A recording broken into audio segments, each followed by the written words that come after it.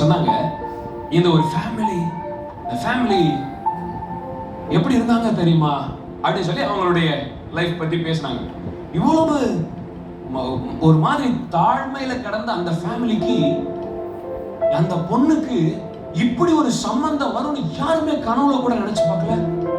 அவங்க சொல்றாங்க, ஏன்னா 100% என்னால சொல்ல முடியும், எங்க குடும்பத்துக்கு அவங்க செஞ்ச அதாவது எங்க குடும்பத்துக்கு A to Z அவங்க தான், எல்லாமே அவங்க தான் பார்த்துப்பாங்க.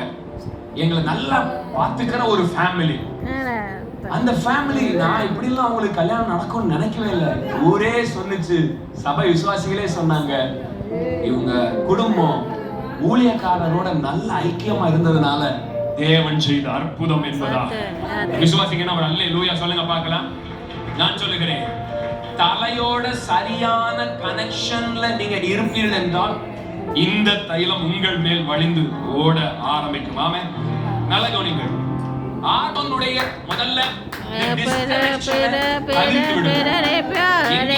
தலையோட நமக்கு கொடுக்கப்பட்டிருக்கிற ஹெட்டோட ஏதாவது நெருடல், ஒரு மாதிரி டிஸ்டர்பன்ஸ் இருக்குன்னா நான் சொல்லுகிறேன், அதை சரி செய்து விடுங்கள். நீங்கள் நேசிக்க ஆரம்பிங்கள், தலையோடு இணைந்து கொள்ளுங்கள். விசுவாசிக்கிறவர் அல்லேலூயா சொல்லுங்க பார்க்கலாம்.